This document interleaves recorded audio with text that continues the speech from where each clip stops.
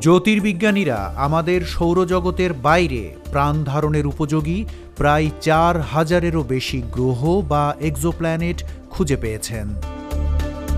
Exoplanet হল আমাদের সৌরজগতের বাইরে অবস্থিত অন্য কোনো গ্রহ। হয়তো এরা অন্য কোনো নক্ষত্রের চারপাশে প্রদক্ষিণ করে অথবা মহাশূন্যে একা নিঃসঙ্গভাবে ঘুরে বেড়ায়।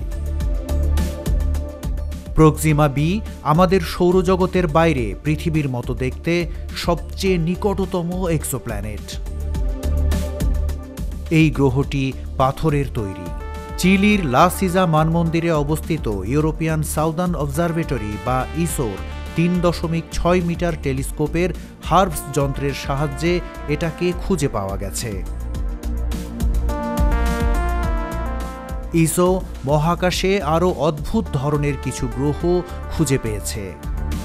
এর মধ্যে কিছু কিছু গ্রহ এতটাই অদ্ভুত যে এগুলোকে কোনোভাবেই পৃথিবীর সাথে তুলনা করা যায় না।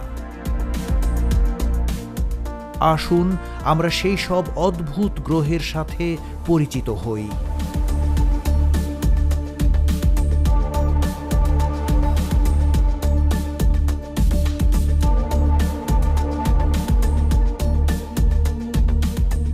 জ্যোতির্বিজ্ঞানীরা ইসোর ভেরি লার্জ টেলিস্কোপ এবং FORS-2 যন্ত্রের সাহায্যে WASP-19b নামের একটি গ্রহ খুঁজে পেয়েছেন। এটা আমাদের বৃহস্পতি গ্রহের সমান। গ্রহটির বায়ুমণ্ডলে টাইটেনিয়াম অক্সাইড সহ বিচিত্র সব রাসায়নিক পদার্থে পরিপূর্ণ। বিজ্ঞানীদের খুঁজে পাওয়া এটাই একমাত্র গ্রহ যার বায়ুমণ্ডলে টাইটেনিয়াম অক্সাইড পাওয়া গেছে।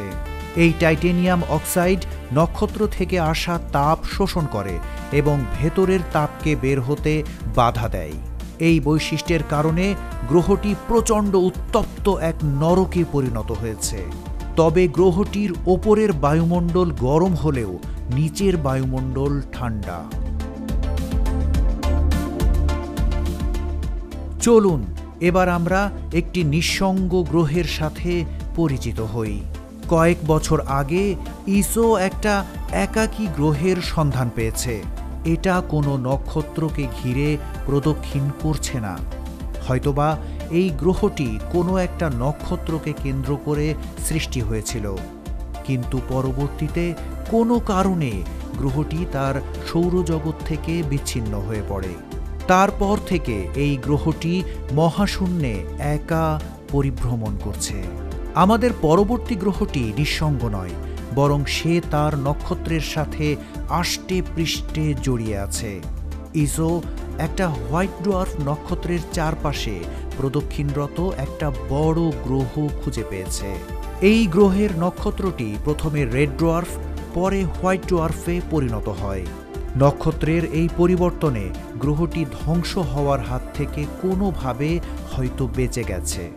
কিন্তু বিজ্ঞানীরা এটাও জানিয়েছেন যে গ্রহটির ভাগ্য খুব একটা ভালো নয়। খুব তাড়াতাড়ি এই গ্রহটি ধ্বংস হয়ে যাবে। গ্রহটি হোয়াইট ডোয়ার্ফ নক্ষত্রের খুব কাছ থেকে প্রদক্ষিণ করে। এ কারণে তার বায়ুমণ্ডল হারিয়ে যাচ্ছে, যা আবার নক্ষত্রটির চারপাশে একটা উজ্জ্বল বলয় তৈরি করেছে।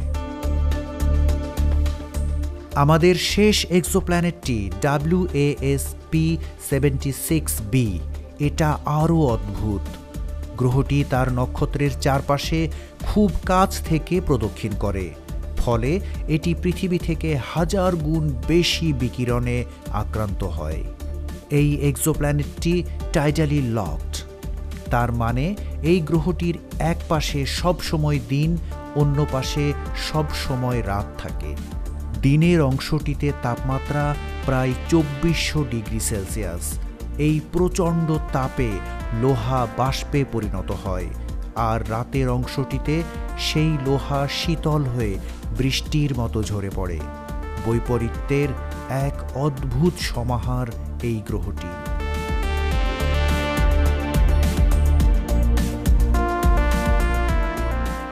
আমরা কি এর থেকেও বিচিত্র কোনো গ্রহের সন্ধান পাব? কেউ তা জানে না। জ্যোতির্বিজ্ঞানীরা সবসময় এক্সোপ্ল্যানেট খুঁজে বেড়াচ্ছেন। হয়তো ভবিষ্যতে তারা আরও অনেক বেশি বিচিত্র আর বিস্ময়কর গ্রহ নক্ষত্র খুঁজে পাবেন।